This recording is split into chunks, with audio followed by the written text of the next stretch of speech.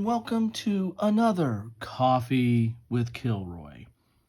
Today is a special day, and this week is a special week. This week I have been covering D-Day in anticipation of today, because today is the anniversary of the D-Day landings, June 6th, 1944. And as part of that coverage, I've been using or going over the 5 for Fighting postcard games, or the 5 for Fighting series of games. And we are now up to the Omaha Beach Landings. Having covered the Utah Beach Landings yesterday, and soon to be covering Gold, Juno, and the Sword Beach Landings. These all comprise the 5 for Fighting series of games published by LPS Inc., which is the publisher for Against the Odds magazine and Turning Point Simulations. So we're now up to the Omaha Beach Landings. It is June 6th, and one of the reasons I wanted to spend this week covering D-Day is not only talking about these postcard games, which I kind of saved till last. I was covering them in order and then pulled these out to cover this week, but also to highlight D-Day games. And so I have a segment coming up later this week where I'll go over some of my D-Day games. I don't have all of them because D-Day in Normandy is a very, very widely covered topic, and there's a lot of games on it. So I'll probably just cover a highlight of some of my games covering that topic. And your mileage may vary. You'll have more and better offerings possibly, but I do want to cover mine. Also, I'll have a second Coffee with Kilroy today to make sure that you're fully caffeinated. I'll be covering some books, or a book that is basically a kind of an experience of D-Day.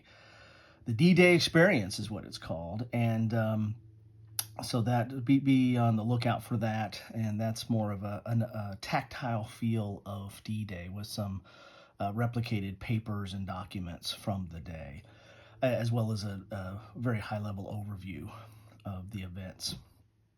So with that, let's talk about the Omaha Beach Landings, which is this pocket game, or pocket battle game, or postcard game. Let me get some coffee here.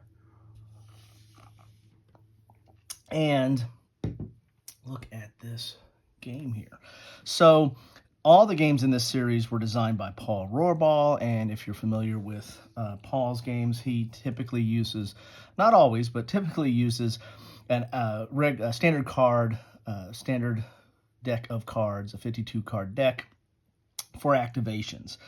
And this game does that as well. It uses dice and card deck, but the card deck is predominantly the mechanism for determining activations, whether it's blue or black. It's going to tell which side gets to go. And also the number, or the even or odd, is going to tell how many activations you get, whether you get 1 or 2.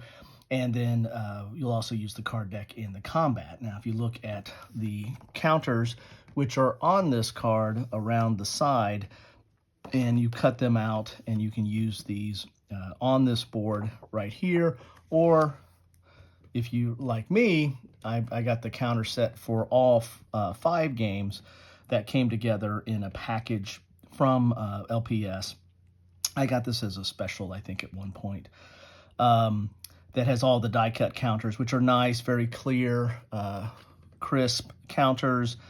And the only downside to ATO counters is sometimes they have nibs, and I'm typically not a clipper, but these probably will need to be clipped, as most ATO games or LPS games are want. The looks like it's gray core here, but nice, decent thickness counters, and so you don't have to cut them out of the board if you do not want to, and you also might want to make a copy of this and enlarge this so you have a little bit bigger playing area. Just suit yourself. The counters, as you see here, have an attack factor and have a defense factor. The movement is just you move a hex or move adjacent. This is really a small area here of what you're dealing with. So movement is not as big of an issue as, positioning your units and the combat. And again, that will be augmented both by the card deck and by the terrain that you're in. There's a little terrain chart there that shows the modifiers for combat as well. Other than that, you have setup, gameplay, combat. Gameplay is really the activations and movement, combat, and then you have combined arm bonus. You have artillery and naval support markers. You have game length, which that's where you use the dice for, and then victory conditions. As you can see, the victory conditions right there. So that is the game, the Omaha Beach Landings. Each one of these 5 of the 5 for fighting game series are very, very similar. The mechanics are very similar. Some of them might have some different rules, like on reinforcements. Most of them have like the naval support. They are all different in regards to the units available, because they're representing the historical units, and the map, because they're only representing that portion of the beach. So this is really a very simple, small format, high level feel of Omaha Beach Landings. For a more detailed aspect of that, there's a lot of games out there. One of my go-to games is D-Day at Omaha Beach. This is a solitaire game by Butterfield, and classic design. There's a lot in this series, and this is not an easy game to get into. There's a lot of the way that the AI is portrayed. It takes a little bit getting used to. Once you understand it, it's not overly complicated, but it does take a little bit of getting used to. Plus, it's different than your normal hex and counter game, the way that they're portraying the AI and the way that colors are on the board and what have you. But this is kind of my go-to D-Day at Omaha Beach, or at my Omaha Beach Landing game. That really is just dealing with that aspect of the landing in a very somewhat detailed manner in a solitaire format. But then, you have this as well. So you can always, if you get a hold of these, if you just want to have a small footprint, not take up very much space, not take up very much time, and get a feel for the engagement, then this might fit the bill. So anyway, that's what I have for you today for my first of 2 Coffee with Kilroys. Continuing on with my coverage of the 5 for Fighting series, but I'll also have a little bit of a book page through later on this morning. So, don't drink all your coffee right now. Save some for the next offering. And I might have some other stuff popping up through this week.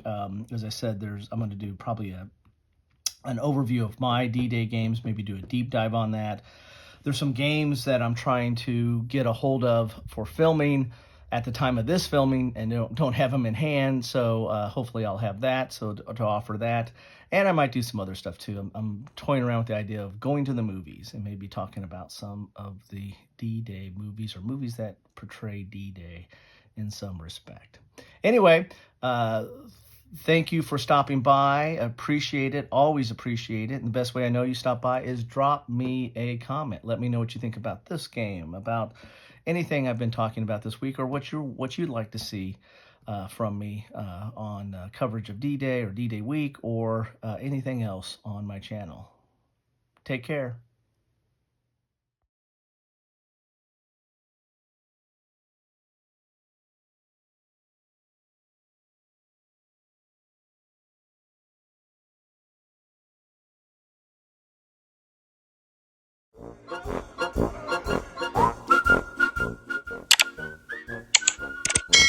Thanks for watching.